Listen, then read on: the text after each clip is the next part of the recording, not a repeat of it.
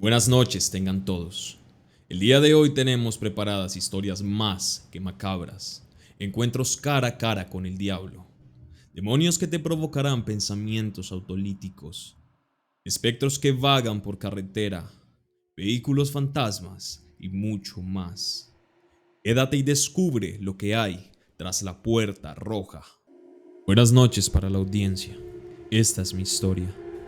Me llamo Efraín, soy camionero desde hace 27 años y he visto un sinfín de cosas de todo tipo en carretera. Sin embargo, esta historia que les voy a contar ha sido un antes y un después en mi vida. Sé que somos pocos en el mundo los que nos hemos topado cara a cara con el diablo. Era una noche oscura. El frío se me metía en los huesos mientras conducía por un tramo solitario de carretera.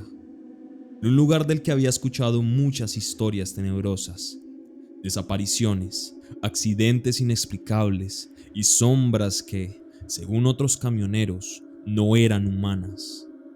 Yo, un hombre acostumbrado a los caminos interminables y a la soledad, siempre había descartado esas historias como simples cuentos. No era un hombre que se asustaba o creía fácilmente en ese tipo de historias, y digo era porque esa noche todo cambió. La niebla era espesa, tan densa que apenas podía ver unos metros adelante. Se sentía viva, como si quisiera tragarse el camión y a mí con él. El rugido constante del motor, que normalmente me reconfortaba, ahora me parecía un presagio, como un animal herido que sabe que está siendo acechado. Los camioneros tenemos una especie de sexto sentido. Hay carreteras que nos hacen sentir tranquilos y hay otras que, por el contrario, nos hacen casi que contar los minutos que pasamos en ella. No necesariamente porque ocurra algo paranormal, es más como una sensación constante de inseguridad. Y esa noche así se sentía. Eran las 3 de la madrugada cuando lo vi. A la distancia, justo en el centro de la carretera, había una figura. Un hombre alto y delgado, envuelto en un abrigo negro con relleno como de piel. Apreté el volante con fuerza e hice sonar la bocina del auto. En los primeros segundos sentí entre confusión e ira. Pensaba, ¿qué putas hace ese hombre ahí? Tuve que bajar la velocidad de golpe porque el hombre no se movió. Llegué, hice sonar la bocina de nuevo y bajé el vidrio. Pregunté que si estaba bien. Yo tenía en un compartimiento secreto un arma que siempre me acompaña en mis viajes por seguridad. Por supuesto, en regla, así que no me daba miedo un flaco. El hombre levantó su mano, pidiendo un aventón. Cada vez que lo recuerdo, pienso en que todo en mi interior me gritaba que siguiera de largo, y no me detuviera, pero mi cuerpo actuaba casi que por voluntad propia. No era dueño de mis acciones, y sin darme cuenta, no sé cómo o por qué, me detuve por completo, y sin mentirles, en un lapso de lo que creo yo fueron segundos, ya había abierto la puerta del copiloto. El hombre subió lentamente, como si disfrutara del momento. Cuando se sentó, algo cambió en el aire. Lo de la cabina se sentía como una tumba, frío, denso. Lo miré de reojo y mi piel se erizó al instante. Empecé a sudar frío y su sonrisa era antinatural, demasiado amplia, mostrando dientes amarillentos y desordenados. La piel era casi grisácea. Tenía unos ojos negros grandes y el cabello muy bien acomodado. Antes de que yo pudiera decirle algo me dijo, gracias por detenerte. Con una voz que resonó como un eco en mi cabeza. Esta carretera puede ser peligrosa. Quise responder algo, pero mi garganta estaba seca. Así que solo asentí con la cabeza y aceleré, concentrándome en el camino, aunque mis manos temblaban sobre el volante. ¿Alguna vez te has preguntado qué pasa cuando mueres? Dijo, arrastrando las palabras con una especie de placer perverso. Intenté ignorarlo, pero su voz parecía llenar cada rincón del camión. La radio, que había estado apagada, comenzó a emitir estática. Las luces delanteras empezaron a parpadear y cada vez que lo hacían veía su reflejo en el parabrisas. Y créanme, casi se me sale el corazón, porque cuando vi el reflejo vi que no era humano. Su rostro se había deformado, tenía cuernos retorcidos, su sonrisa se extendía hasta donde deberían estar sus orejas, y sus ojos eran pozos oscuros que parecían absorber la luz. Yo intentaba asimilarlo. La verdad, me atonté. Me sentí mareado. Tenía una mezcla de sentimientos que no puedo explicar. Detente aquí. Me dijo, señalando un desvío que jamás había notado antes. La voz se había vuelto más grave, casi un gruñido. Yo solo negué con la cabeza, apretando el volante hasta que los nudillos se me pusieron blancos. Estaba muy nervioso, ni siquiera sé cómo o por qué hice eso. Intenté acelerar, pero el motor rugió como si se resistiera. Las luces y el camión se apagaron por completo, dejándome sumido en una oscuridad tan profunda que parecía tangible. Y entonces, Nita y narrador, lo escuché reír. Esa risa estaba cargada de maldad. Nunca en la vida se me va a olvidar. Quise abrir la puerta y saltar, pero el cinturón de seguridad se atascó. Cerré mis ojos y grité del desespero malas palabras. No sé por qué, pero mi instinto fue insultarlo. Y abrí el compartimiento de mi arma y la apreté con fuerza mientras rezaba, aún con los ojos cerrados. De un momento a otro, la luz del carro se encendió y ya no había nadie. Me apresuré a encender el carro de nuevo y me fui a toda prisa. Llamé a mi compadre para decirle que recogiera el camión en una estación cercana. Ya faltaba poco para completar mi viaje y no quería estar más dentro de ese camión. Le conté a mi compadre que me encontraba mal, pero solo hasta hace unos días después le dije la razón. Al inicio no me creyó, pero al ver lo afectado que me dejó eso, no tuvo alternativa. Me costó mucho volver a ese camión y desde ahí nunca más viajé solo hasta el día de hoy. Luis era un hombre de mediana edad, con una vida buena, tenía un buen empleo y era un hombre feliz a rasgos generales. A veces se tomaba unas copas con sus amigos para distraerse de su trabajo y hacer más a menos sus ratos libres, lo que a veces le ocasionaba peleas con su esposa. Una noche, tras una fuerte discusión con su esposa, por esta misma razón, salió de casa enfurecido. Con el eco de los gritos aún resonando en su cabeza, decidió ahogar su rabia en alcohol. El bar al que acudía siempre estaba vacío a esas horas, y esa soledad le parecía reconfortante. Bebió más de lo necesario, y cuando el reloj marcó la medianoche, tomó las llaves de su auto y salió tambaleándose. La lluvia comenzaba a caer, fina pero constante. Luis tenía un destino en mente, la casa de sus padres, quienes vivían a 30 minutos de su ciudad en un pueblo pequeño.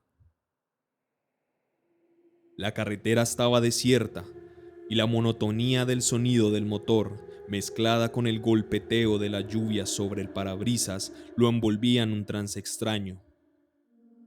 El alcohol en su sangre lo hacía sentir adormecido, pero el peso de la culpa y la tristeza de la pelea lo mantenían despierto. En medio de la oscuridad, una luz blanca iluminó el borde del camino.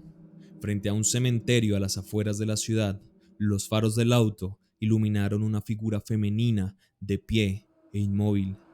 Vestía un pantalón y una blusa, un atuendo bastante normal y común. Sin saber exactamente por qué, Luis se detuvo y bajó la ventana del copiloto y le dijo: «Voy al pueblo más cercano, ¿le sirve?». La mujer asintió y él se dispuso a abrir la puerta del auto. La mujer entró lentamente, sin emitir sonido alguno.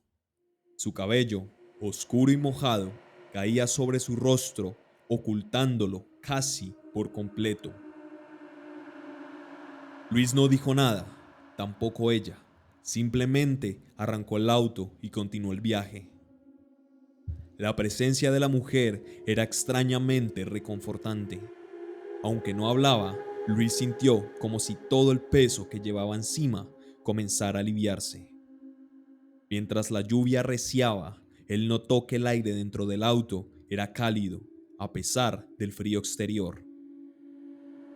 Luis siguió conduciendo en la oscuridad de la noche, con la figura de la mujer sentada a su lado, inmóvil.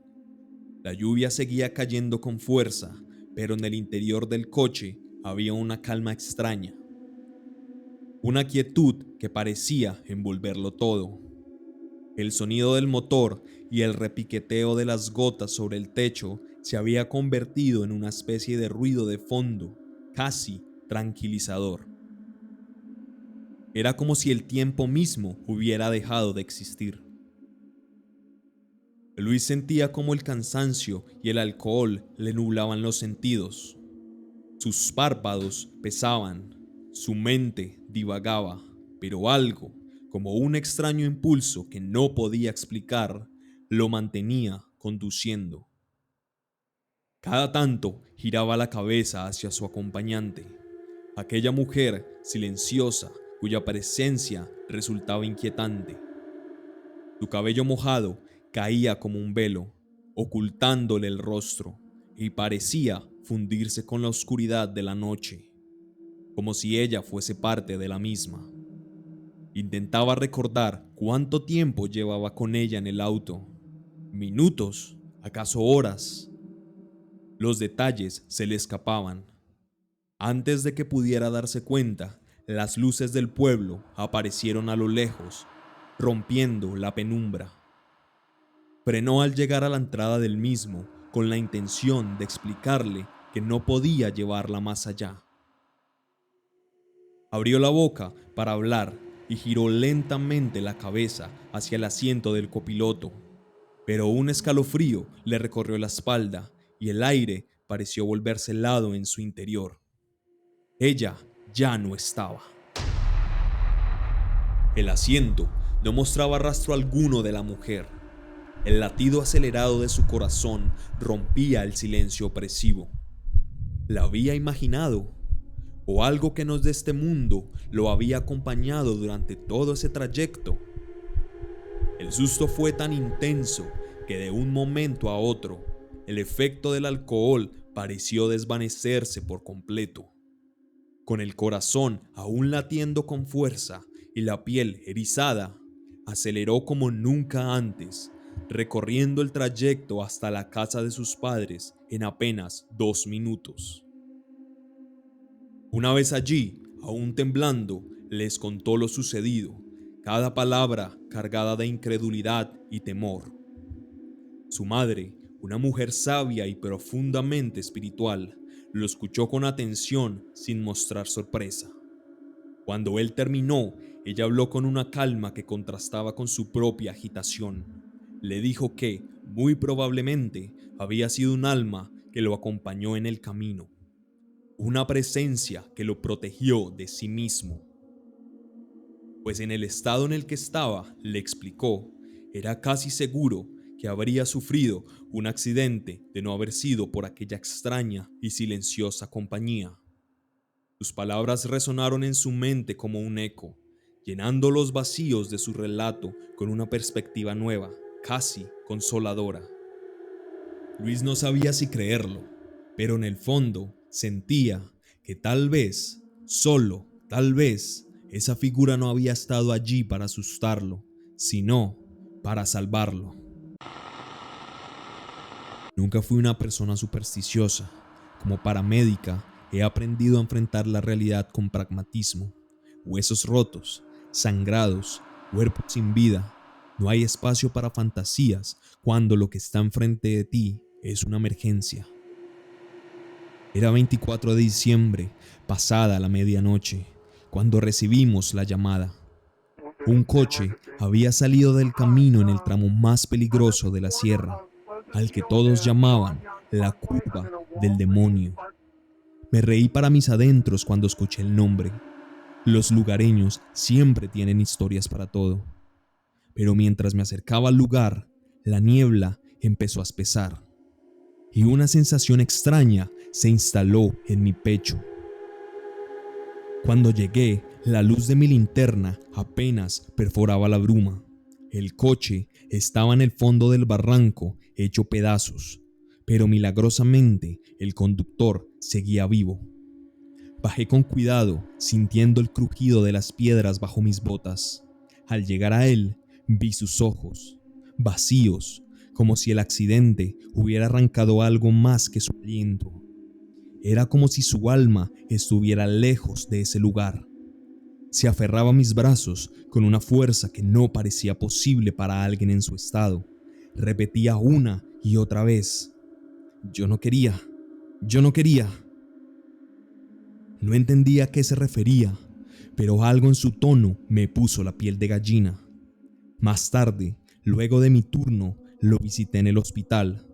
Realmente sentí curiosidad por lo sucedido. Cuando recuperó un poco de fuerza, me contó lo que había vivido. Lo vi, me dijo temblando. Estaba en el borde del camino. Era como una bestia alada, negra, con dientes muy grandes. Frené, pero cuando parpadeé, ya no pude ver nada más. Era como si me hubiese quedado ciego. Su voz temblaba mientras seguía. No hablaba, no como tú y yo. Era una voz en mi cabeza. Me decía que girara al volante, que todo sería fácil, que allá abajo no habría más dolor. Yo intenté resistir, pero ya no era yo. Un escalofrío recorrió mi cuerpo. Intenté razonar. Pensé que tal vez se debía al trauma o al estrés del accidente, pero algo no encajaba. Su familia estaba ahí y parecían normales. Y él también. Era un hombre de mediana edad que gozaba de buena salud y estado físico. Por su auto y sus pertenencias, tampoco parecía tener problemas relativos al dinero. Era algo más.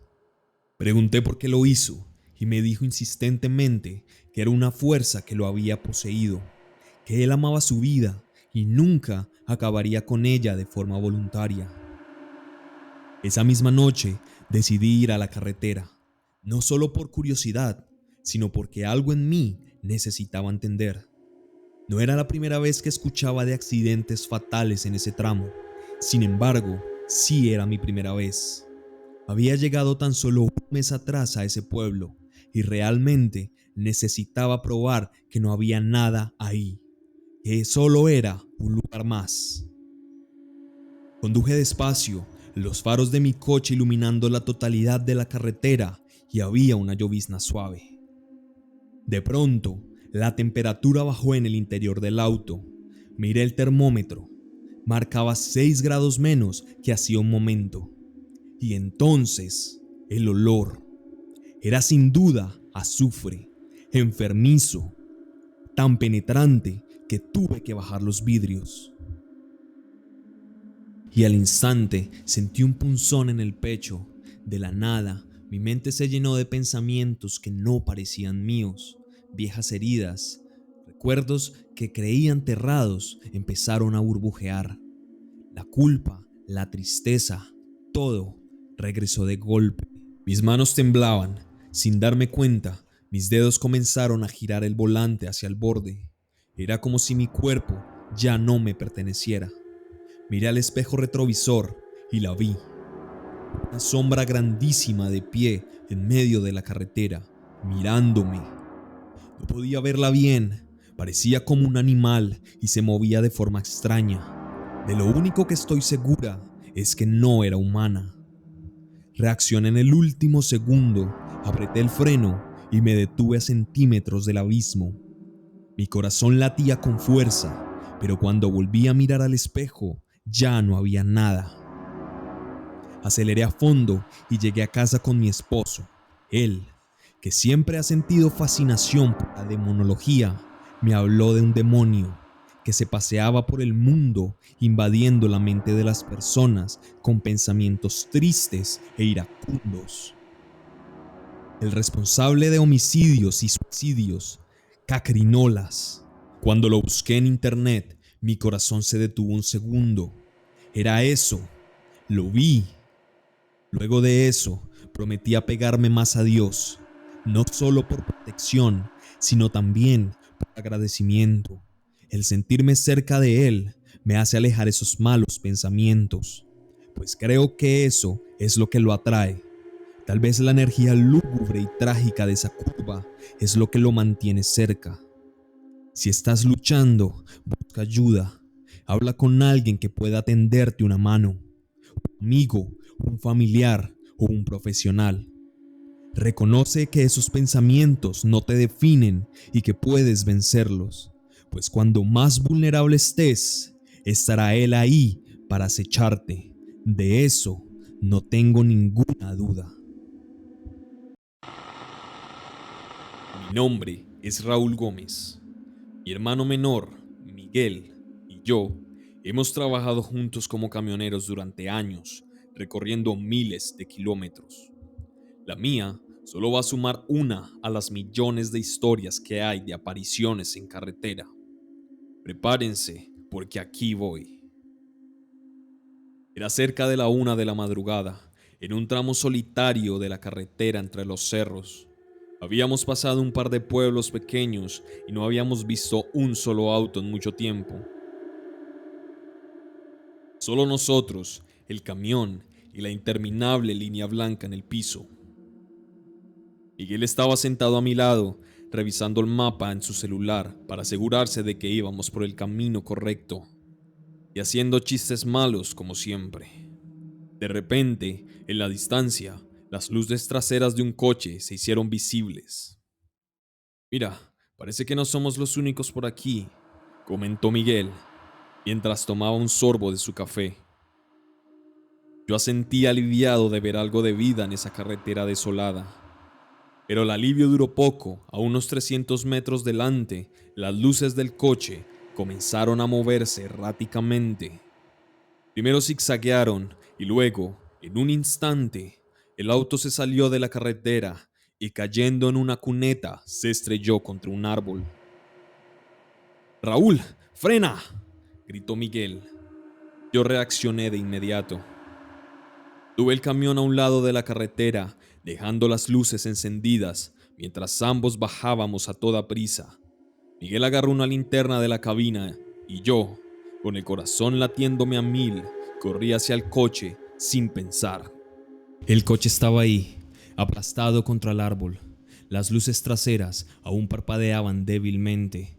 El capó estaba completamente destruido y el motor soltaba un humo denso que olía como aceite quemado.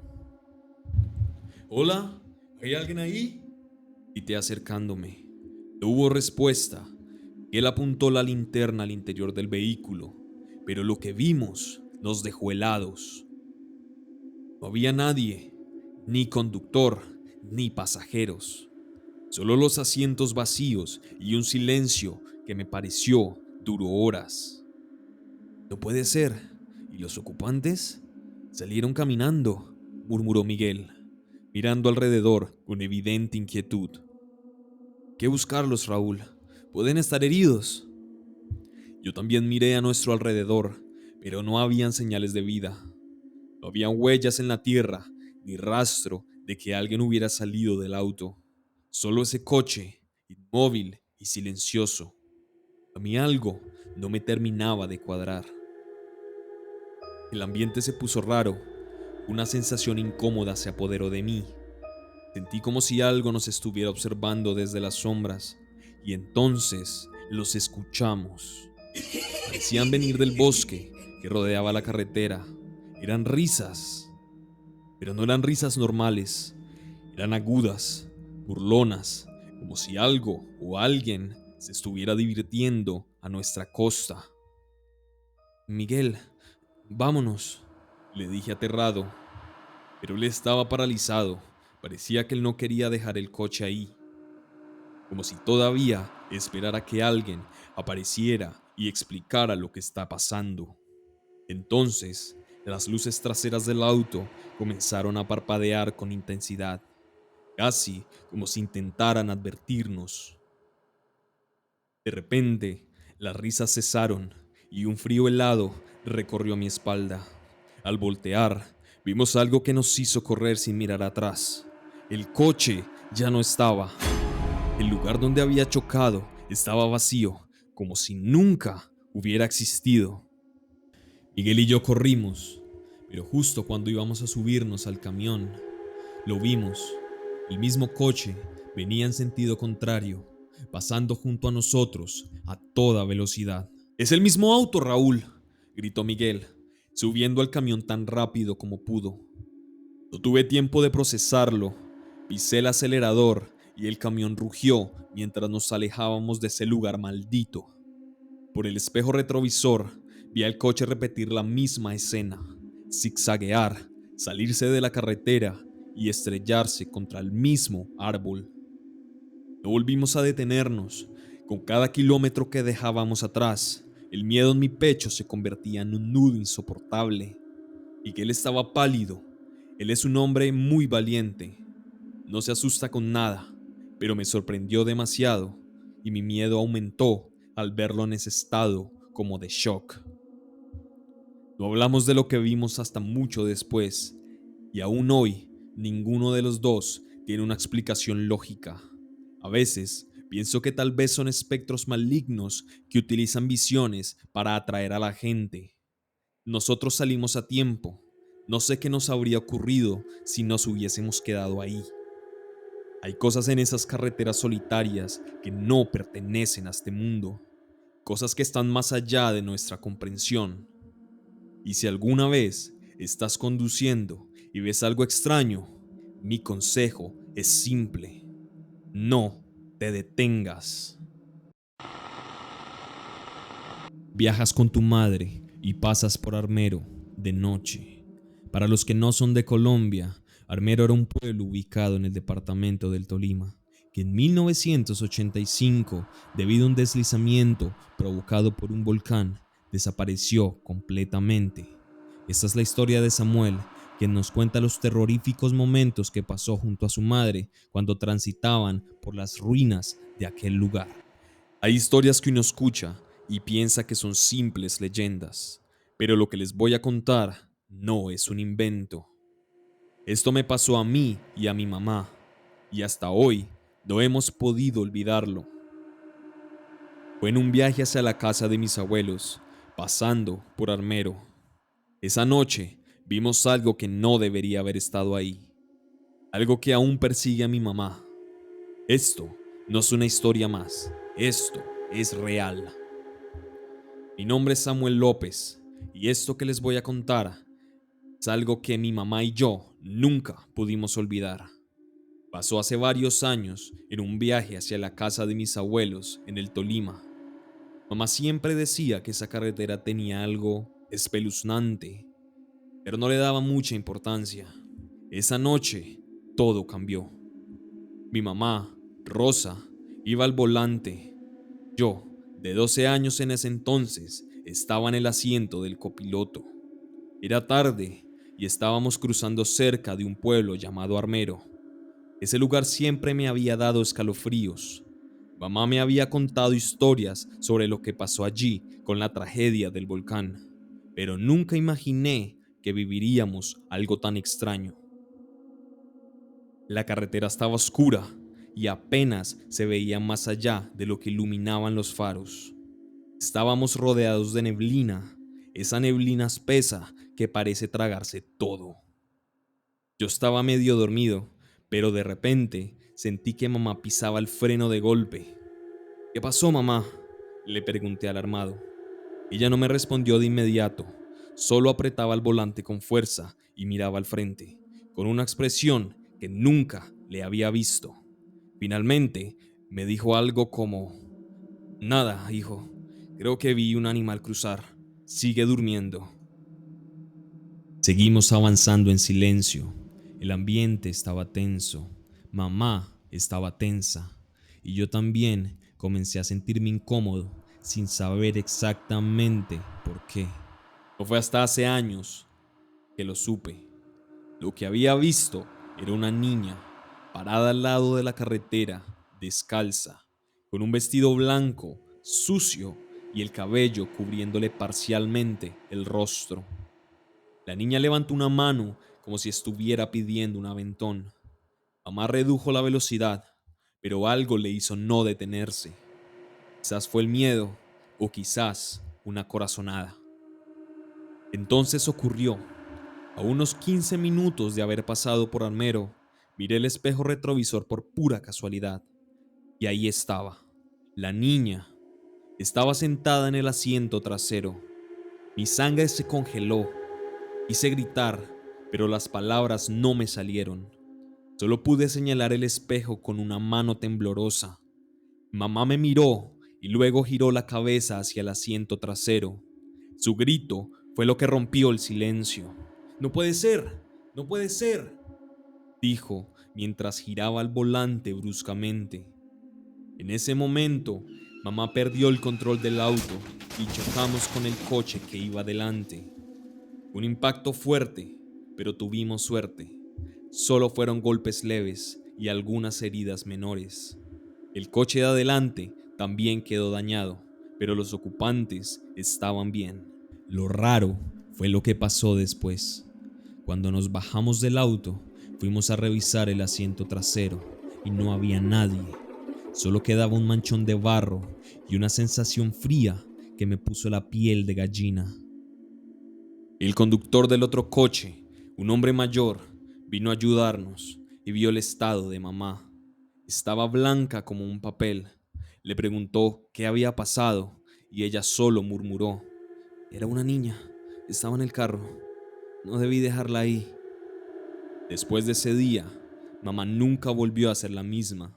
Siempre que hablamos de Armero, se pone seria y cambia de tema. Pero una vez, mucho tiempo después, me confesó que a veces sigue viéndola. Dice que la niña aparece en sus sueños, llorando, como si le reprochara no haberla ayudado esa noche. Yo no sé qué fue lo que vimos, si era el espíritu de alguien atrapado en el tiempo, o si simplemente fue una mala jugada de nuestra mente. Pero hay algo que sí sé: esa carretera y ese pueblo están llenos de almas que no han podido encontrar la paz. Si ves a alguien en el arcén de noche, no te detengas. Te voy a contar la historia del hombre del arcén. Esta es una de las leyendas más conocidas de un pueblo cercano a la capital de Cundinamarca. Dicen que solo unos pocos, aquellos que han transitado por esas carreteras al caer la noche, han tenido el infortunio de encontrarse con un ser maligno y perturbador.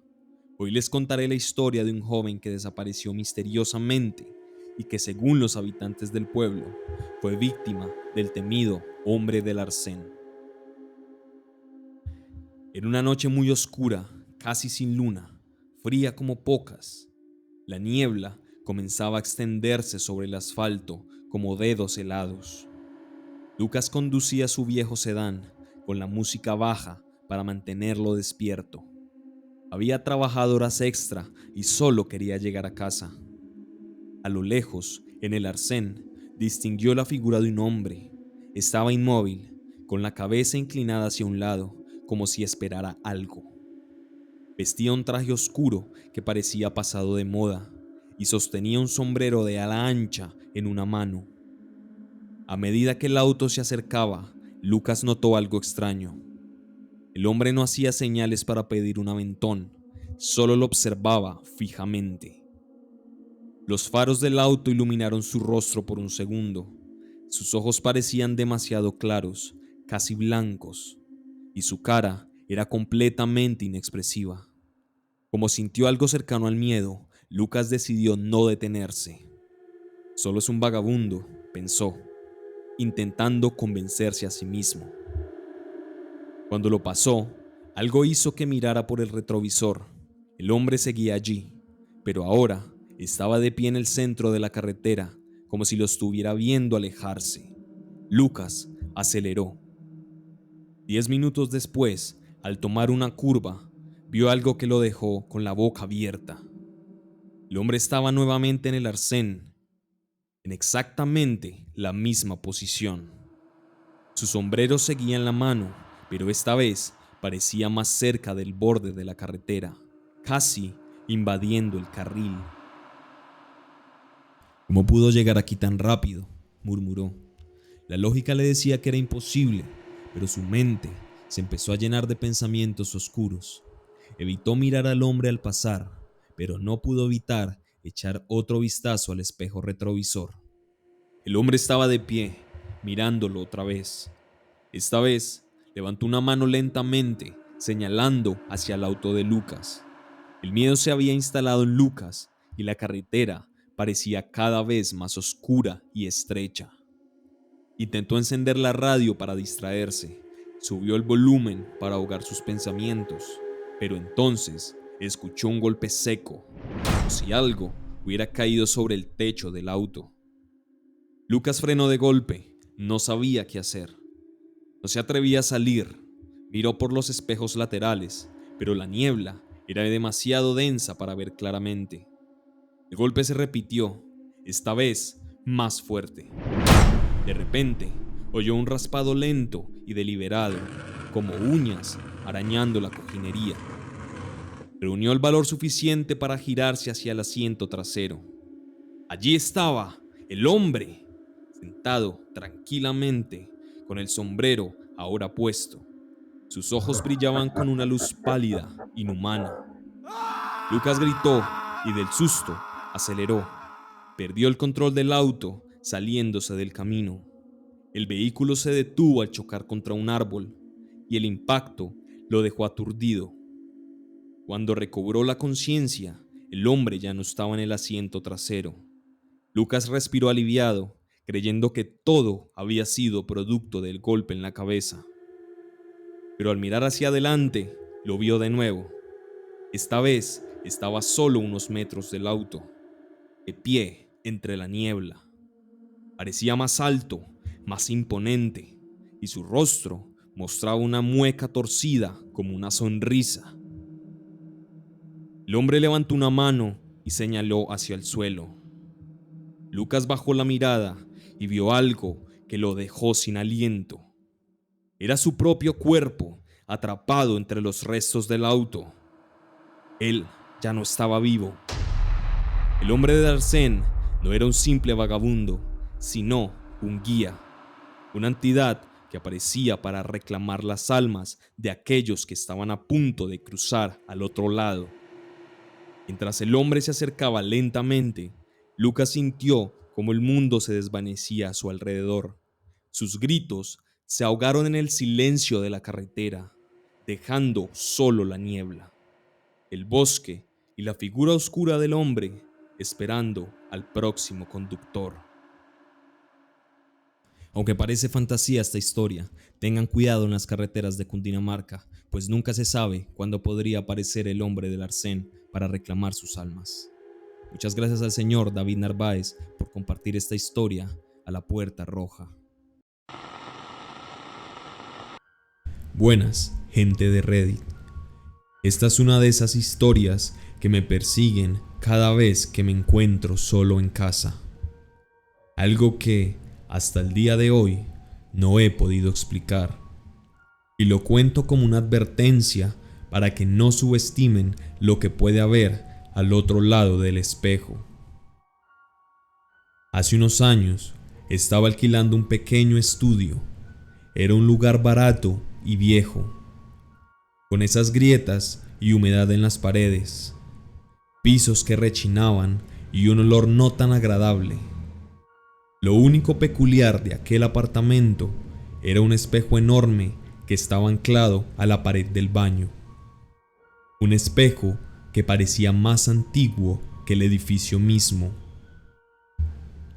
Todo comenzó con detalles que, en su momento, consideré tonterías.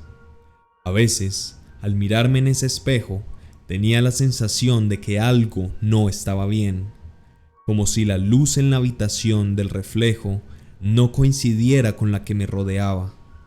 Honestamente, no tenía explicación, pero en ese entonces no me importaba mucho. Una noche desperté a las 3 de la mañana con una sensación de incomodidad inexplicable. No sé por qué, pero sentí la urgencia de revisar el baño. Desde mi cama tenía una línea de visión perfecta hacia la puerta de entrada del baño, y allí estaba, el espejo, reflejando la tenue luz que llegaba desde la calle. Miré fijamente el reflejo y lo que vi me hizo contener la respiración. La puerta del baño estaba entreabierta, como dije anteriormente. En el mundo real, pero en el espejo, parecía estar completamente abierta. Me senté lentamente en la cama tratando de entenderlo. Incluso parpadeé varias veces, pero lo que mostraba el espejo era diferente a la realidad. Fue entonces cuando algo se movió. Lo juro, una sombra humana se vio en el reflejo. Mi corazón empezó a martillar en mi pecho. Sentía que se me iba a salir. Salí disparado de la cama, encendí todas las luces y corrí hacia el baño. La puerta estaba como debía estar, entreabierta, no completamente abierta como en el espejo, pero sentía que había alguien ahí, observándome. Esa noche dormí con las luces encendidas y los días siguientes no quise ni mirar ese espejo. Pero como es común, eventualmente dejé de pensar en ello.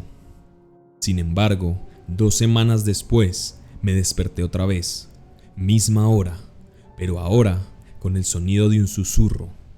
Parecía provenir del baño, un murmullo suave y distante, como si alguien hablara justo detrás del espejo. Me levanté con el cuerpo helado y, armándome de valor, caminé hacia el baño. El susurro se detuvo en cuanto encendí la luz. Me miré en el espejo, el corazón latiendo a 1000 por hora, y noté que algo estaba escrito en el vapor acumulado en la superficie. No había usado el agua caliente esa noche, así que no podía ver niebla. Y aún así, ahí estaban, 2 palabras: Ignis Gehenam. Las palabras eran casi imperceptibles, así que saqué mi teléfono y busqué la traducción: fuego del infierno. Nunca había sentido un terror tan visceral. Me fui esa misma noche a casa de un amigo y al día siguiente decidí mudarme de ese apartamento. Aún conservo la foto y es motivo siempre de historias con conocidos nuevos. Tengo solo un espejo en casa, en el baño de invitados, y procuro mirarme solo para lo absolutamente necesario. No sé si algún día lo supere, tampoco sé qué había en ese espejo o detrás de él, pero cada vez que pienso en ello, me da la sensación de que los espejos no solo reflejan lo que somos, sino que a veces muestran lo que no queremos ver, algo que quizás nos está observando desde el otro lado. Bien, esta es una de esas experiencias que sigo tratando de procesar, y aunque sé que puede sonar a cuento, lo juro, cada palabra es real, al menos para mí. Es algo que pasó cuando fui de vacaciones de verano a la casa de mis abuelos, un año antes de que fallecieran en un accidente, y cada vez que pienso en ello, siento un escalofrío. Aquí va. Mis abuelos vivían en una casa antigua, de esas que tienen madera crujiente y un ático donde casi nunca se sube, porque da demasiado miedo. Yo me quedaba en una habitación en el segundo piso, una habitación que siempre había sentido diferente, lo que era la única disponible. Siempre daba una sensación de incomodidad, como si el aire allí fuera más pesado, especialmente de noche. Mi abuela, una mujer religiosa, me había advertido que no dejara la puerta del armario abierta, un armario que se veía bastante normal, si me permiten aclarar. y que siempre rezara antes de dormir. Al principio pensé que eran supersticiones de ancianos, así que no le di importancia. Una noche estaba jugando videojuegos en mi cama cuando escuché un ruido bajo y persistente. Era un pispeo que venía de algún lugar de la habitación. Puse pausa al juego y me quedé en silencio, tratando de identificar el origen del sonido. Sin dudas, venía del armario. Ese armario enorme abarcaba toda la pared, pero aún así nunca había prestado atención. Recordé la advertencia de mi abuela y me sentí tonto por sentir miedo, pero el pispeo volvió a sonar. Reuniendo coraje, me acerqué al armario y con un movimiento rápido lo abrí de golpe. Estaba vacío. Me reí nerviosamente, convencido de que solo estaba dejando que mi imaginación jugara conmigo. Pero cuando me giré para volver a la cama, sentí algo que nunca olvidaré: un aliento caliente en la nuca. Me congelé, mi cuerpo se paralizó por completo. Sabía que había alguien detrás mío. Giré lentamente mi cabeza y no vi nada, pero un olor a quemado llenó mis pulmones. Fui corriendo a la cama y me metí bajo las sábanas, como si eso pudiera protegerme. Pasé el resto de la noche sin dormir, temblando y rogando que amaneciera. A la mañana siguiente decidí contarle todo a mi abuela. Ella me miró incrédula y me dijo que no me preocupara, que seguramente me había sugestionado por lo que me dijo del armario, que ahora, según ella, era broma. Pasé el resto del día jugando y olvidé eso por completo, pero amigos, lo peor aún estaba por venir. Esa noche, mientras mi abuela rezaba en el salón, vi algo que me hizo desear nunca haber abierto ese armario. Estaba acostado, tratando de dormir, cuando la puerta del armario se abrió lentamente, por sí sola. Vi dos ojos rojos como brasas encendidas, mirándome desde el interior. Una figura alta, con cuernos retorcidos y piel oscura como el carbón, se inclinó hacia afuera. La sonrisa que esbozó, con dientes afilados y podridos, era algo sacado directamente de una pesadilla. Se quedó ahí, con medio cuerpo dentro del armario, solo mirándome. No podía gritar, no podía moverme, como si una fuerza invisible me sujetara. El demonio se inclinó y su voz resonó en mi cabeza. Volveré siempre que me recuerdes. Y con eso desapareció, dejando el cuarto helado. Corrí apenas pude y no paré de llorar esa noche. Mi abuela no sabía qué hacer y se culpaba a ella misma por haberme hecho sugestionar. Pero yo sé lo que vi, sentí y escuché. Fue real. Al otro día volví a casa de mis padres y voy a terapia desde entonces. Mis abuelos murieron un año después y nunca más volví a esa casa. Hola, Reddit. Esto me ha estado atormentando por días y no sé dónde más compartirlo. Quizás ustedes puedan ayudarme a entenderlo, o al menos a dormir un poco mejor. Soy el padre de un niño de 5 años llamado Leo, un niño dulce con una imaginación vívida.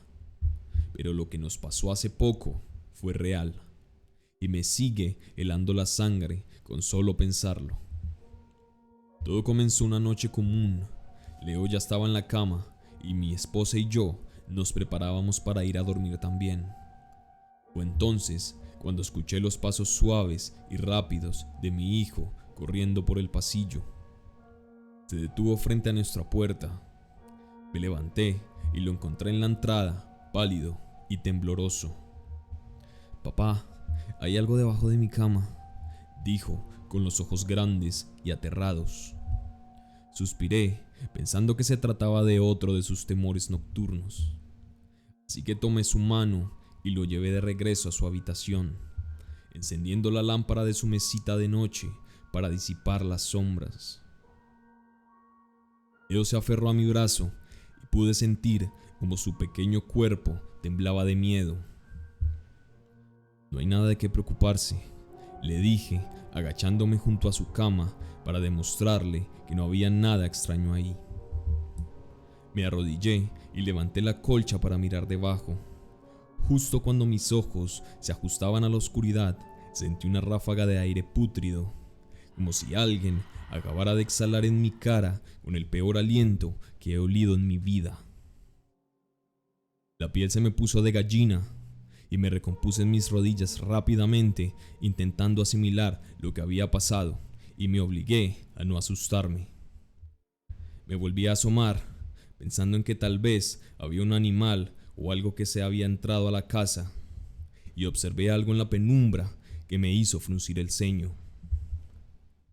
Allí, justo bajo la cama, distinguí un brillo, 2 puntos de luz, como ojos.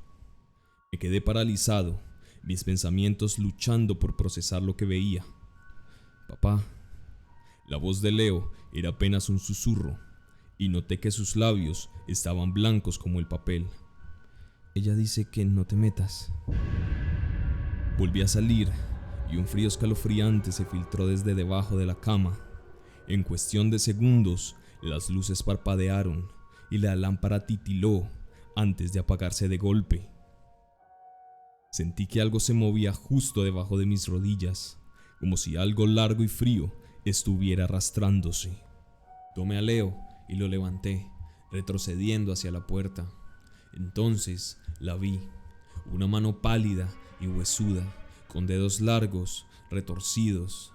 Salió debajo de la cama y se arrastró por el suelo, casi tocándome la punta del pie, justo antes de desaparecer de nuevo. Me lancé fuera de la habitación con Leo en brazos, cerrando la puerta con un portazo.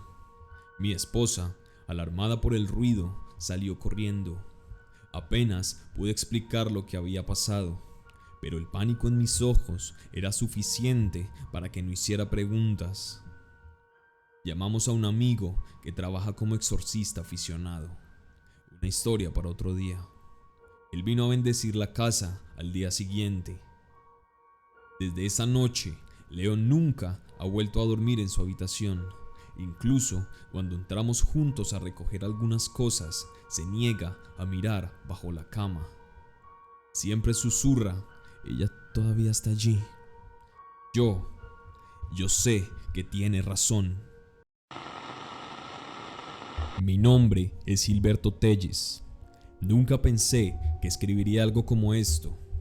He leído muchas historias aterradoras aquí, pero lo que he estado viviendo es tan real que siento el pánico en mi pecho cada vez que cae la noche. Mi esposa, Sara Martínez, y yo estamos viviendo en una cabaña, pues me ofrecieron un empleo con la mejor paga que he tenido hasta hoy. Siendo un hombre de 48 años, al que la vida le ha dado muchos golpes, no me pude negar. Además, con mi esposa, siempre habíamos soñado con vivir en un lugar tranquilo, apartado del bullicio de la gente, y cuando encontré el empleo en este bosque espeso, a kilómetros de cualquier civilización, pensamos que habíamos ganado la lotería. Era el sitio perfecto, o eso creíamos. Las primeras semanas fueron mágicas. Nos acostumbramos a las noches silenciosas y a la vista de millones de estrellas en el cielo. Pero un día, de la nada, las cosas comenzaron a cambiar. Una noche, Sara y yo estábamos acurrucados en el sofá, viendo una película de terror. La luna brillaba a través de las ventanas, iluminando parte del bosque frente a la casa. Justo cuando en la película se oyó un grito, algo chocó nuestra ventana con un golpe sordo. Ambos dimos un salto y miramos hacia el cristal, esperando ver algún animal asustado o golpeado, pero no había nada. Probablemente un mudo, murmuré, tratando de convencerme a mí mismo. Pero entonces vino el sonido, un rascado suave, persistente, como si algo afilado estuviera arañando el vidrio. Sara apagó la televisión y me miró con ojos llenos de miedo. Caminé hacia la ventana y deslicé las cortinas lentamente, y allí, en la penumbra del bosque, vi algo moverse. Era una figura de un hombre alto y fornido, cubierta por un manto oscuro con un sombrero que parecía de copa grande que escondía su rostro. Me impactó el pensar en que era algo demasiado inusual para el lugar en donde estábamos, pero lo más aterrador era cómo se movía. Sus extremidades parecían retorcerse de forma antinatural, como si estuviera luchando por caminar erguido. La figura levantó una mano de dedos largos y huesudos, y una sonrisa ahogada resonó desde el bosque, un sonido seco y hueco que se nos quedó grabado en el alma. Sara y yo corrimos al dormitorio, cerrando la puerta con seguro. Le pedí a Sara quedarse ahí mientras iba a revisar. Tenía un rifle que me envalentonaba un poco. Sin embargo, algo me decía que ningún rifle podía con lo que había ahí afuera. Al no encontrar o ver nada, volví a entrar y pasamos el resto de la noche sentados en la cama, temblando y sosteniéndonos de las manos mientras escuchábamos pasos arrastrándose y cosas moverse fuera de la cabaña. De vez en cuando salía a revisar, pero de nuevo no había nada. Sentía estar enloqueciendo. A la mañana siguiente no encontramos nada fuera de su sitio, pero en la ventana donde escuchamos los arañazos habían marcas. 5 líneas profundas como hechas por uñas largas y afiladas. Sara insistió en que nos fuéramos, pero yo me convencí de que era una broma o nuestra imaginación jugando con nosotros. Miraba mi rifle pensando en que quien fuese, si seguía retándome, iba a lamentarlo. Sin embargo, desearía haberle hecho caso. Las noches siguientes se volvieron un infierno. Nos despertábamos en la madrugada con el sonido de algo arañando las paredes. Sara empezó a tener pesadillas. Decía que un hombre se sentaba en el borde de la cama y susurraba malas palabras. Una noche desperté por quejidos de Sara y al encender la luz vi marcas de dedos en sus tobillos, como si algo la hubiera agarrado mientras dormía. El colmo fue hace 2 noches. Desperté de golpe, sintiendo que me faltaba el aire, y allí estaba él, el hombre del sombrero, de pie a los pies de nuestra cama. Fue solo un par de segundos, no pude ver su rostro, y tampoco recuerdo haber escuchado algo. No sé cómo explicar esto, él estaba ahí, y a mi siguiente parpadeo, ya no estaba, se había ido. No hemos podido dormir en 2 noches. Sara ya tiene todo listo para irnos, pero cada vez que intentamos salir, el bosque se pone más oscuro, como si las sombras a nuestro alrededor se movieran. Y tengo el firme pensamiento de que si salimos, de día o de noche, ya nunca más nos volverán a encontrar. Temo por mí y por mi esposa, pues él ya ha estado aquí, en nuestra casa. No sabemos qué hacer. Oren por nosotros.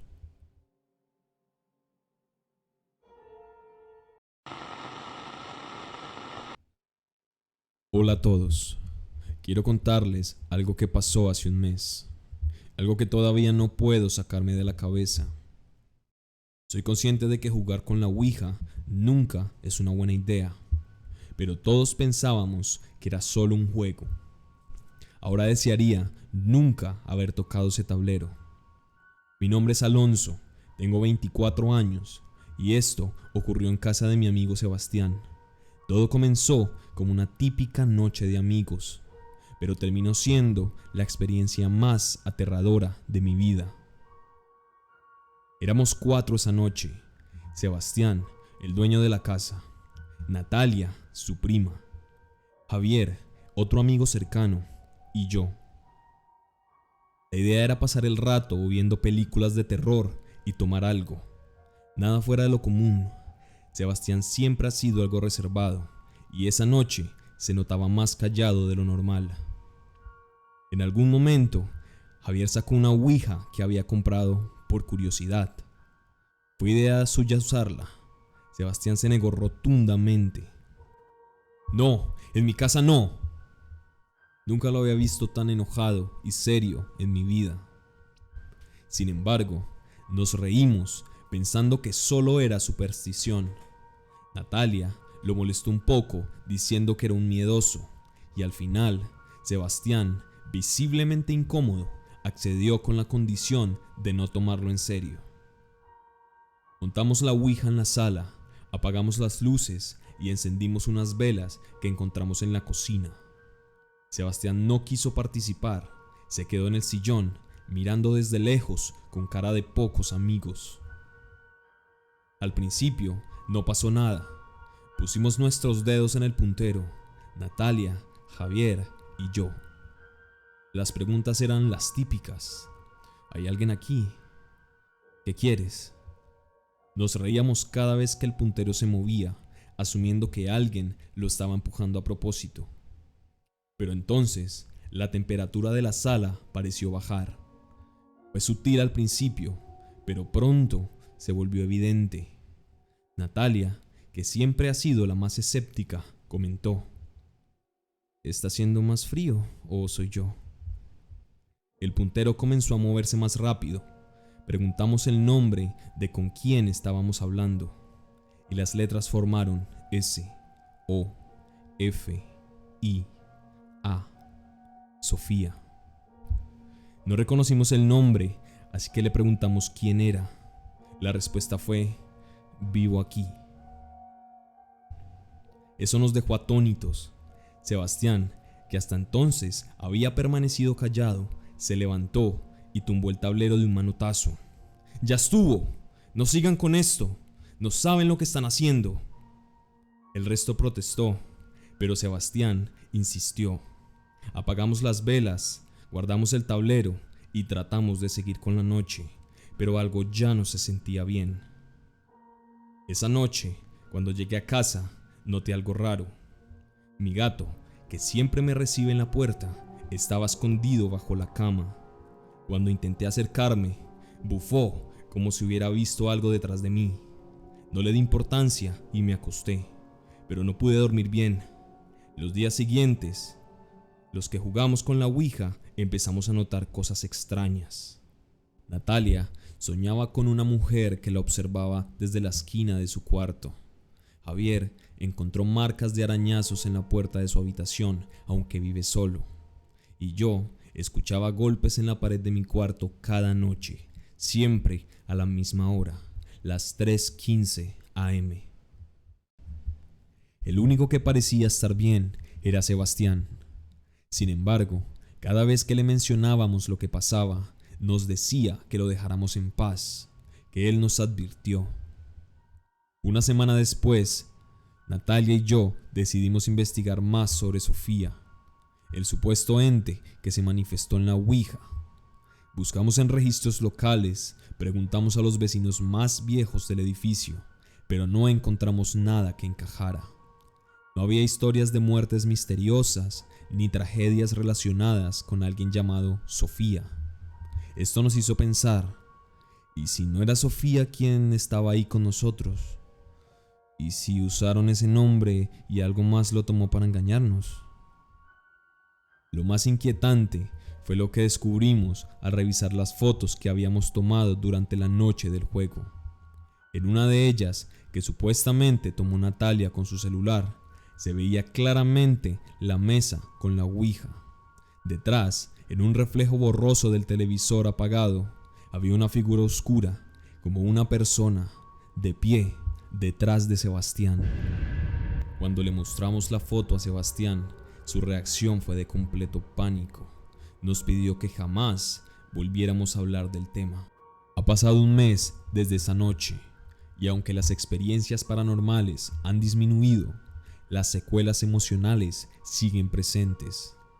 Javier sigue sin querer hablar del tema, y yo todavía reviso mi cuarto cada noche antes de dormir. Lo más extraño es que Sebastián se mudó repentinamente hace unas semanas. Natalia me contó que lo ayudó a empacar, y él le confesó algo que la dejó helada. La razón por la que no quería que jugaran con la ouija en mi casa es porque esa no era la primera vez. Mis papás lo hicieron hace años, justo después de que mi hermana murió. Desde entonces, siempre he sentido que hay algo en esta casa, y ahora siento que lo volvieron a despertar. Lo curioso es que su hermana difunta no se llamaba Sofía. Sebastián dejó el apartamento vacío y muchísimas preguntas sin responder. Nadie quiere entrar, ni siquiera los vecinos, que dicen haber escuchado golpes en las paredes y risas de una niña durante la noche. No sé si algún día encontraremos respuestas y honestamente no estoy muy afanado por buscarlas. Lo que sí es que nunca volveré a tocar una ouija.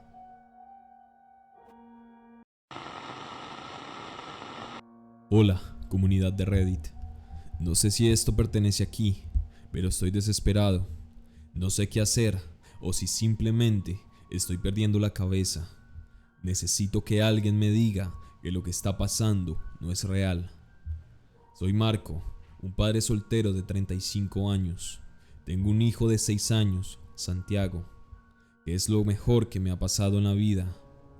Perdimos a su mamá hace 3 años en un accidente de auto y desde entonces hemos estado aprendiendo a seguir adelante juntos. Hace poco nos mudamos a una casa pequeña en un barrio tranquilo.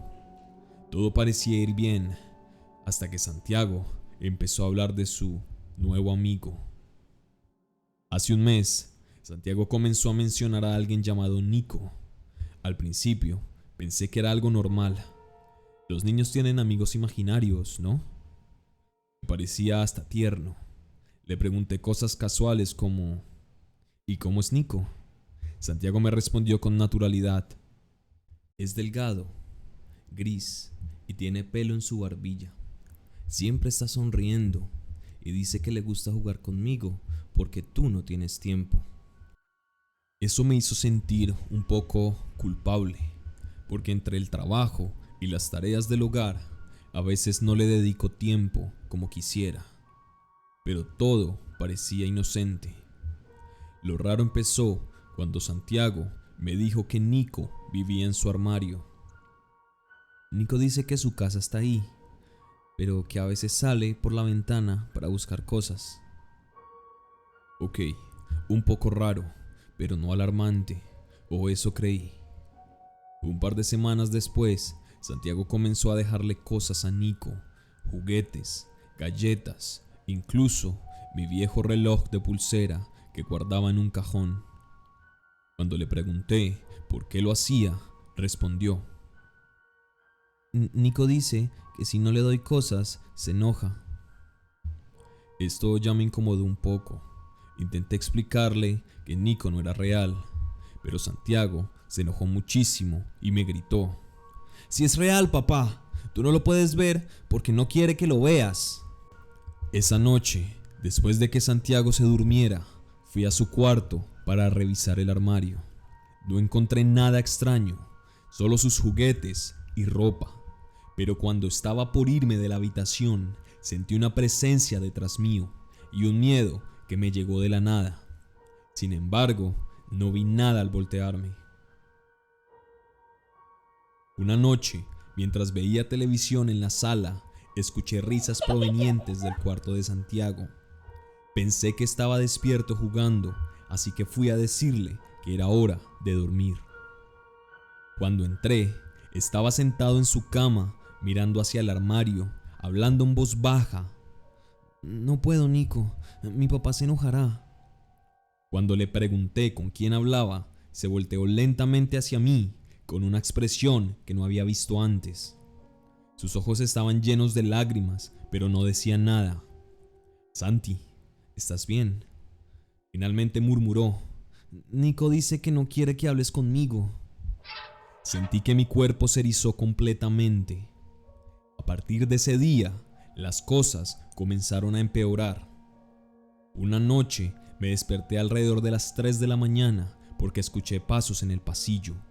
Pensé que era Santiago, pero cuando fui a revisar, lo encontré profundamente dormido en su cama. El armario estaba entreabierto, aunque yo estaba seguro de que lo había cerrado antes de acostarlo. Decidí tomar medidas y mover la cama de Santiago a mi habitación. Esa noche, cuando ya nos habíamos acostado, escuché un ruido fuerte en el cuarto de Santiago, como si algo se hubiera caído. Fui a revisar y encontré su lámpara de escritorio en el suelo, rota. Lo más extraño fue que el armario estaba completamente abierto y en el suelo había un dibujo hecho con crayones. El dibujo mostraba dos figuras. Una claramente era Santiago y la otra era alguien alto, flaco, con dos cachos, patas de cabra y pelo en la barbilla. Estoy completamente asustado. He considerado mudarnos, pero no sé si eso resolverá algo. Siento que Nico no es solo imaginario. Santiago dice que Nico lo quiere mucho y que nunca lo dejará solo. Quiero agregar que Santiago jamás ha visto en TV o en pantallas algo parecido a un demonio, pero ese dibujo era muy gráfico. Por favor, si alguien ha pasado por algo parecido, díganme qué hacer. No sé si estoy volviéndome loco o si realmente un demonio está acechando a mi hijo. Esto no me pasó directamente a mí, le sucedió a mi papá y no he dejado de pensar en ello desde que me lo contó. Quiero compartirlo con ustedes porque es de esas cosas increíbles que merecen ser compartidas. Mi papá, Andrés, tiene 47 años. Es una persona práctica, lógica y para nada supersticiosa. Siempre dice que lo paranormal son cosas de la imaginación o puras tonterías. Pero lo que le ocurrió hace unos días lo dejó completamente descolocado. Mi tío Felipe, el hermano menor de mi papá, vivía al otro lado de la ciudad, así que no se veían con frecuencia. Se llamaban cada tanto, pero no eran súper cercanos. Hace unos días, mi papá estaba yendo al trabajo temprano en la mañana, como siempre. Caminaba hacia la parada del autobús cuando de repente vio a Felipe cruzar la calle frente a él. Según mi papá, era imposible confundirlo. Llevaba puesta una chaqueta marrón que siempre usaba. Su caminar era inconfundible y hasta llevaba una gorra que solía usar casi para toda ocasión. Mi papá, extrañado de verlo allí, lo llamó. «Felipe, ¿qué haces aquí?». Pero Felipe no respondió. Ni siquiera se giró completamente para verlo. Solo siguió caminando, cruzó la calle y dobló una esquina. Mi papá, aunque estaba apurado, sintió algo raro en ese momento. Pensó en seguirlo para preguntarle por qué no le había contestado, pero tenía que llegar al trabajo y lo dejó pasar. Cuando llegó a casa esa noche, nos comentó casualmente que había visto a su hermano, incluso bromeó diciendo: «Ese Felipe siempre anda en su mundo, ni me escuchó cuando lo saludé». Nadie le dio mucha importancia. Mi mamá se limitó a decir que tal vez Felipe estaba distraído o tenía prisa. 2 días después, recibimos una llamada de un primo que vive cerca de Felipe. La noticia fue devastadora. Felipe había muerto hacía 4 días. Lo encontraron en su casa. Aparentemente murió de un ataque al corazón. Según el médico forense, llevaba 4 días ahí cuando lo encontraron. 4 días. Eso significa que cuando mi papá supuestamente lo vio en la calle, Felipe ya no estaba en este mundo. Cuando mi papá escuchó la noticia, lo primero que hizo fue quedarse en silencio, como si estuviera procesando algo que no tenía sentido. Luego nos miró con una expresión que nunca le había visto. No era solo tristeza, era puro desconcierto. «No puede ser», murmuró. «Yo lo vi, estaba aquí, caminó frente a mí». Al principio, todos pensamos que se había confundido, que había visto a alguien que se parecía a Felipe, pero mi papá estaba completamente seguro de lo que había visto. No me confundí, insistió. Era él. Tenía la chaqueta marrón y la gorra que siempre usaba, y me ignoró como si no me escuchara, pero estaba a menos de 10 metros de mí. Era imposible confundirme. La parte más inquietante vino después, cuando el primo nos contó más detalles. Felipe, al parecer, había fallecido mientras dormía, y cuando lo encontraron, todavía estaba vestido con la chaqueta marrón y la gorra. Asumieron que se quedó dormido luego de llegar de la calle. Esto dejó a mi papá aún más convencido de que lo que vio no fue una confusión. Era él. No entiendo cómo, pero era él, repitió una y otra vez. Desde entonces, mi papá ha estado más callado de lo normal. No es de los que hablan de cosas paranormales, pero finalmente nos confesó lo que cree. Tal vez Felipe quiso despedirse. Quizás no sabía que ya no estaba vivo, o quiso que lo viera antes de que se fuera del todo. Aún no sabe si creer en fantasmas o en almas, pero afirma que algo dentro de él le dice que ese encuentro fue real y que no fue una casualidad. No sé qué pensar. Mi papá no es del tipo que inventaría algo así. Desde entonces, ha estado dejando una vela encendida cada noche por Felipe, algo que nunca pensé que haría. Dice que lo hace para que su hermano pueda encontrar su camino. ¿Alguno de ustedes ha tenido una experiencia parecida? ¿Es posible que lo que mi papá vio fuera algo más que una coincidencia? No sé si fue un espíritu, una despedida o solo un extraño fenómeno psicológico, pero sé que mi papá lo vio y sé que ahora él mismo duda de todo lo que creía. Mi hijo, Joaquín, tenía apenas 1 año cuando una noche nos despertó con un llanto desgarrador. Fui corriendo a su habitación y al verlo noté algo extraño. Sus ojos estaban cubiertos de lagañas y lo que parecía ser pus. Al limpiarlo, nos encontramos con que estaban cubiertos por una tela muy delgada y estaban rojos. Intentamos calmarlo para que volviera a dormir, pero su llanto e incomodidad no cesaban. Las infecciones son comunes en los niños, por lo que no sentimos tanta preocupación en ese momento, y al día siguiente lo llevamos al médico. En el médico nos dieron unas cuantas cosas para tratar la infección y los primeros días parecía funcionar. Pero luego volvió a ocurrir. No solo era lo de los ojos, a veces veía manchas pequeñas de sangre en las almohadas y sábanas, siempre cuando tendía su cunita. En las tardes, muchos mosquitos llegaban y se le posaban en sus ojitos. Ya toda la situación empezaba a desesperarnos. De vuelta al médico, nos dieron unos ungüentos, pero seguíamos sin tener explicación. Joaquín de la nada empezaba a llorar sin control y sus ojitos cada vez estaban más lastimados. Ya casi no dormía en la noche y por supuesto nosotros no sabíamos qué hacer. Perdí la cuenta de las veces que fuimos al médico. Nada parecía funcionar. Mi esposo Jeremías y yo somos muy espirituales. De hecho, hemos ayudado a muchas personas a lidiar con presencias que no pueden ver ni comprender.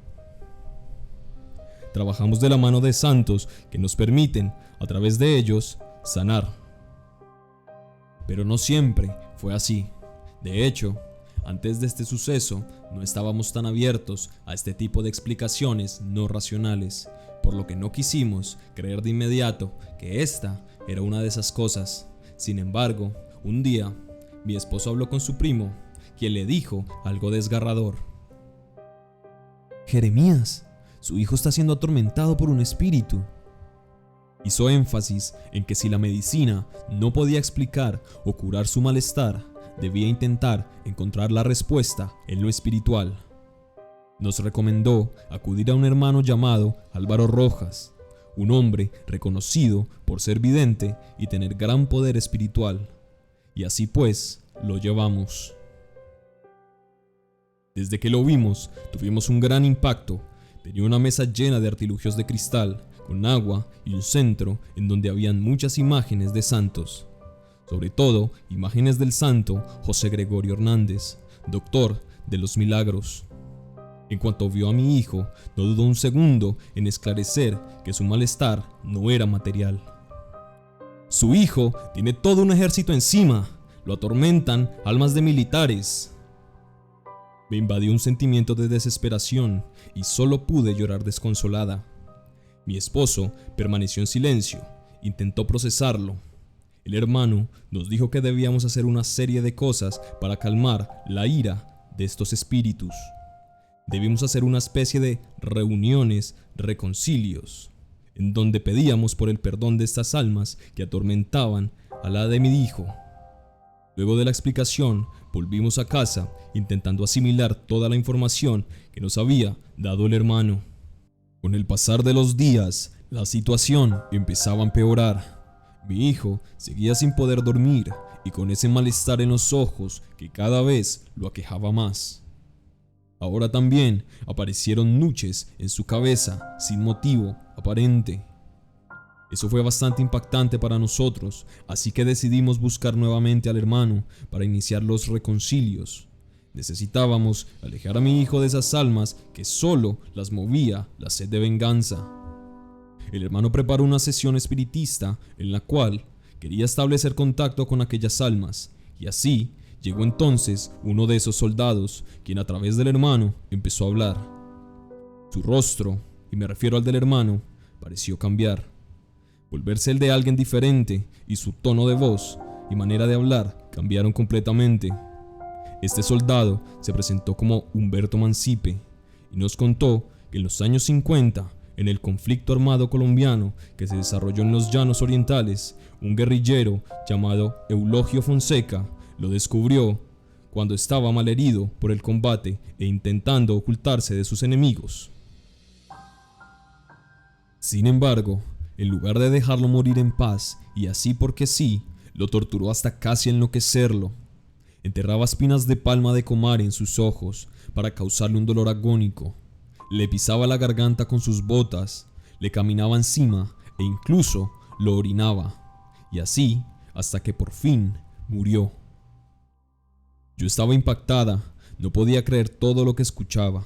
El espíritu hablaba con una ira incontrolable y se refería a Eulogio Fonseca en el cuerpo del bebé, con groserías y malas palabras.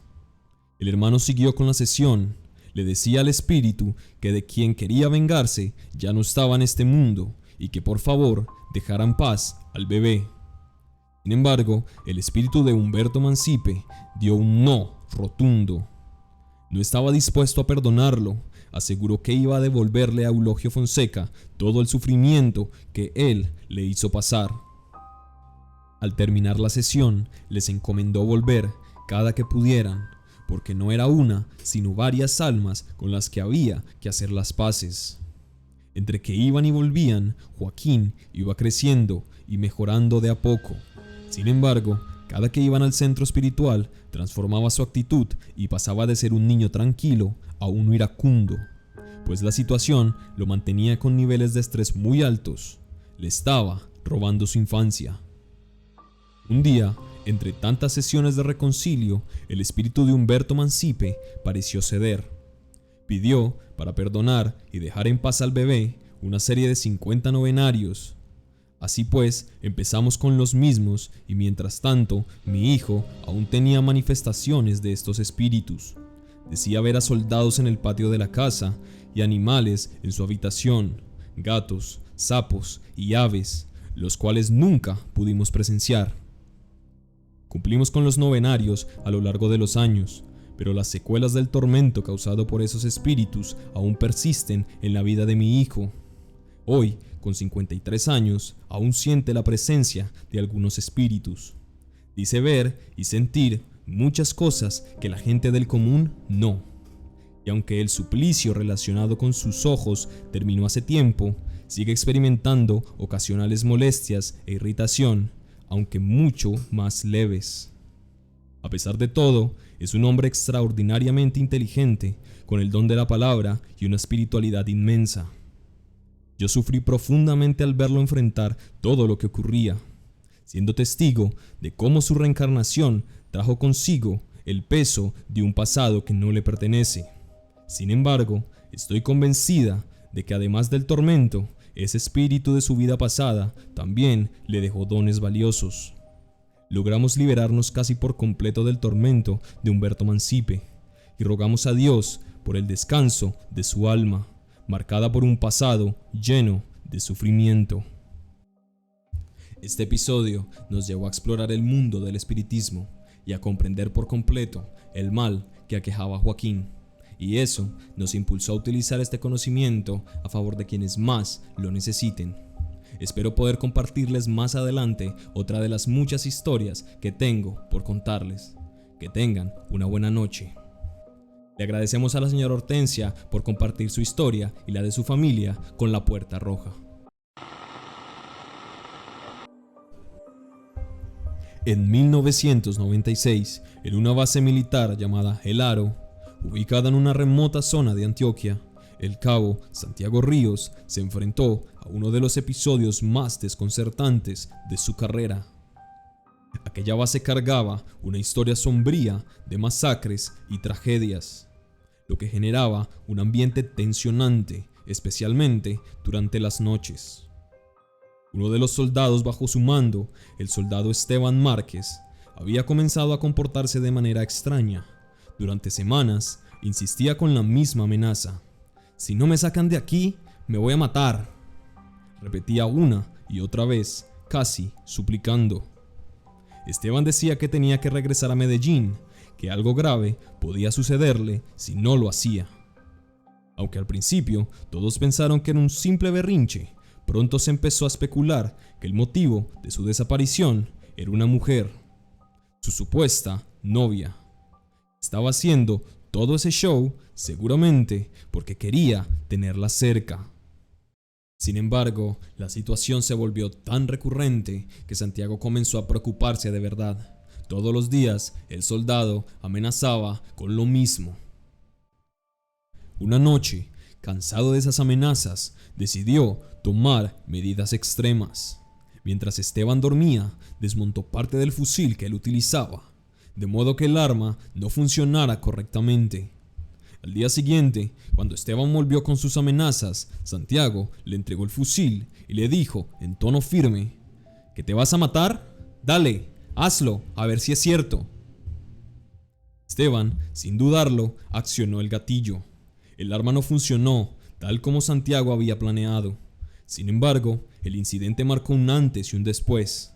Impactado por el actuar del soldado, quien de no ser porque el fusil estaba desarmado, habría muerto, decidió solicitar la extracción de Esteban, pero mientras llegaba la orden, las cosas se tornaron muy extrañas.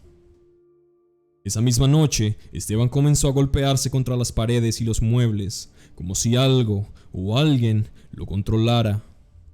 Su fuerza era descomunal y ni siquiera entre 6 soldados podían contenerlo. Parecía poseído. Santiago decidió buscar ayuda en uno de sus hombres, el soldado Ramón Gutiérrez, conocido por su conocimiento en rituales y creencias ancestrales. Ramón accedió a intervenir. «Eso no es normal, mi cabo», dijo Ramón mientras observaba el estado de Esteban. «Aquí hay algo oscuro». En una de esas, mientras intentaban sujetarlo, Esteban se levantó del suelo. Parecía flotar. Ramón se acercó y le tomó de la mano y puso la otra sobre su frente. Murmuró algo que parecía una oración o un conjuro. De repente se escuchó una voz, pero no era la de Esteban. Si no lo sacan de aquí, lo voy a matar. Y ustedes también van a pagar las consecuencias, dijo la voz, gutural y aterradora. Ramón, sereno pero impactado, respondió: «¿Qué es lo que quiere?». La voz contestó: una por otra. El más joven de ustedes lo dejo en paz. Santiago y los demás observaban incrédulos cómo aquella voz se manifestaba a través de Esteban, que estaba ido y con los ojos completamente en blanco. Fue suficiente para que Santiago no dudara más. Movió todos los recursos posibles para extraer a Esteban de la base. Finalmente lograron trasladarlo a Medellín. Sin embargo, su recuperación no llegó. Esteban estuvo delirando y fuera de sí durante 15 días y luego murió. La causa oficial de la muerte nunca quedó clara, pero Ramón explicó que, según las creencias, el espíritu que lo había atormentado era producto de un pacto que alguien había hecho, y seguramente estaba reclamando el alma que le habían prometido como pago. Aquel episodio marcó profundamente a Santiago, quien jamás volvió a cuestionar las historias sobrenaturales. La muerte de Esteban quedó como un recordatorio de que hay cosas que no tienen explicación. En lo profundo de la selva colombiana, donde la espesura parecía impenetrable y los ríos susurraban secretos oscuros, existía un hombre conocido solo como Camilo. Había nacido y crecido en un pequeño pueblo, pero la guerra le arrebató todo: su familia, su hogar y su humanidad. Sin opciones y con una furia ciega, se unió a la guerrilla, buscando venganza y un propósito que justificara su dolor. Camilo destacaba en combate. Un día oyó hablar de un brujo que vivía en las montañas, y su ambición de poder lo llevó a buscar algo más: la inmortalidad. Fue un hombre capaz de realizar un ritual prohibido para crear un escudo invisible, un pacto oscuro que garantizaba la protección de cualquier ataque. Guerrilleros que se sometían a este ritual eran conocidos como los rezados, soldados prácticamente inmortales. Sus cuerpos eran protegidos por espíritus vengativos, pero el precio era alto. Debían pagar su deuda con el demonio ofreciendo vidas humanas, preferiblemente las de sus enemigos. Una noche, Camilo y su grupo llegaron al refugio del brujo. Era un lugar extraño, lleno de ídolos tallados y huesos colgantes que resonaban con el viento. El brujo, un hombre anciano de mirada vacía, exigió una fortuna en oro y objetos de valor para realizar el ritual. Camilo no lo dudó. El brujo le advirtió: una vez que te conviertas en un rezado, nunca volverás a ser el mismo. Los espíritus te protegerán, pero estarán hambrientos. Si no alimentas su sed de sangre, se volverán contra ti. Camilo aceptó, cegado por la promesa de poder. El ritual comenzó al anochecer. El brujo recitó palabras incomprensibles mientras quemaba hierbas desconocidas. Una sombra oscura comenzó a formarse alrededor de Camilo, susurrándole promesas de fuerza y venganza. El dolor fue insoportable, como si su cuerpo se desgarrara por dentro, pero cuando todo terminó, sintió algo nuevo: invulnerabilidad. Las balas ya no podrían alcanzarlo, los machetes rebotarían en su piel.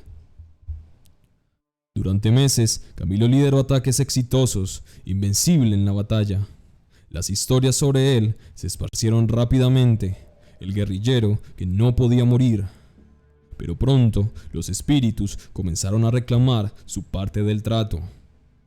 Al principio todo parecía bajo control. Camilo mataba a sus enemigos y los espíritus quedaban satisfechos. Sin embargo, con cada muerte, el hambre de los espíritus crecía. Comenzaron a exigir más, no solo soldados enemigos, sino también civiles.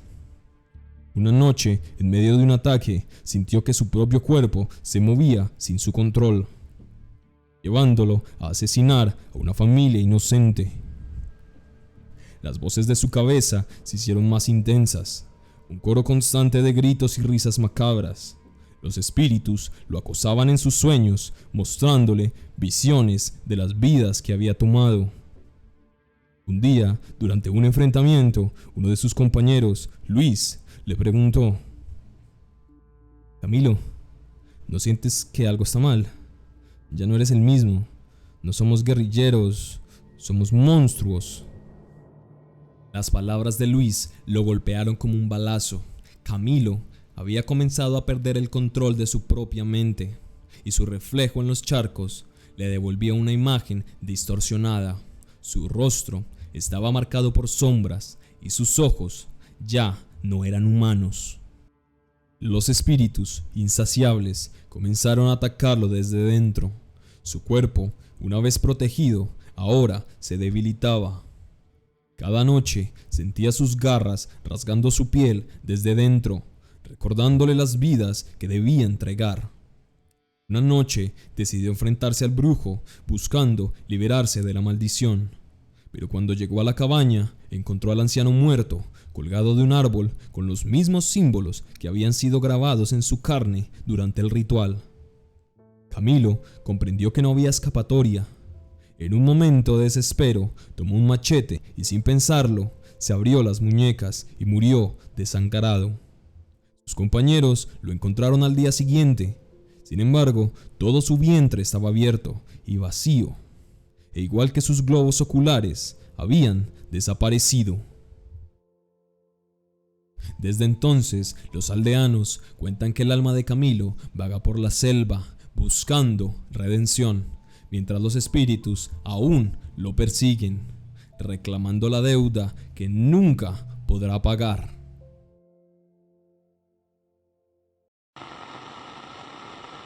En un pequeño pueblo enclavado entre las montañas de Colombia vivía Carmen, una mujer de profunda fe y un poder espiritual que muchos consideraban un don divino. Desde niña había mostrado una conexión especial con lo sobrenatural. Durante sus oraciones entraba en un trance tan profundo que algunos aseguraban que era el propio espíritu del apóstol Pablo quien hablaba a través de ella. Era común que los vecinos acudieran a Carmen en busca de guía, consuelo o sanación. Su fama creció más allá de las fronteras del pueblo y con el tiempo su hogar se convirtió en un refugio para quienes buscaban milagros. Un día, en medio de una tarde tranquila, un grupo armado apareció en el pueblo. Eran los guerrilleros, endurecidos por la guerra y cargados de supersticiones. Habían escuchado rumores sobre Carmen. Es una bruja disfrazada de santa. Nadie puede tener tanto poder sin hacer pactos oscuros. Esa misma noche irrumpieron en su casa. Carmen, tranquila pero firme, no opuso resistencia cuando la llevaron. En el campo guerrillero la obligaron a arrodillarse frente al comandante. Este, un hombre brutal llamado Oscar, la miró con desprecio. ¿Crees que puedes engañar a todos con tu santidad? Nosotros sabemos lo que eres, una bruja, y aquí no hay lugar para brujas. Carmen, con una calma que desconcertaba a sus captores, respondió: No soy bruja, lo que hago no viene de la oscuridad, sino de la luz. Pero si quieres probar mi fe, adelante, mi vida está en manos de Dios, no en las tuyas. Oscar, irritado por su serenidad, ordenó que la ejecutaran al amanecer. Esa noche, mientras estaba atada en un árbol, Carmen cerró los ojos y comenzó a orar. Las palabras salían de sus labios como un murmullo suave, pero el viento pareció llevarlas al oído de cada guerrillero, uno a uno. Los hombres que la custodiaban comenzaron a sentirse inquietos. Cuando llegó el amanecer, los guerrilleros la llevaron al claro donde se llevaría a cabo la ejecución. Carmen estaba pálida, pero sus ojos brillaban con una intensidad casi sobrenatural. Cuando Oscar levantó su mano, algo inesperado ocurrió. Su cuerpo transfiguró. Su figura parecía alargarse, sus rasgos transformarse ante la mirada atónita de todos. Lo que ahora estaba frente a ellos no era una mujer, sino un hombre alto e imponente. Los 9 guerrilleros presentes se desmayaron del impacto. Cuando los guerrilleros despertaron, Carmen ya no estaba. Había desaparecido del campamento sin dejar rastro. Carmen regresó a su pueblo días después, caminando descalza y sin memoria de lo ocurrido. Todos estaban sorprendidos por su regreso, pues ya la daban por muerta. Los hombres, traumatizados por lo que habían presenciado, decidieron abandonar la guerrilla. Óscar, el comandante, nunca volvió a levantar un arma. Pasó el resto de sus días vagando por los pueblos, predicando sobre el milagro que había presenciado. Incluso volvió con Carmen a suplicar por su perdón y recibir su bendición. Carmen no recordaba absolutamente nada de lo que había vivido, y fue este guerrillero quien le recordó todo lo que aconteció. Desde entonces, la historia de Carmen se convirtió en una leyenda. Algunos decían que había sido el espíritu del apóstol Pablo quien había tomado su cuerpo para salvarla. Otros aseguraban que Carmen no era una simple mortal, sino una enviada del cielo.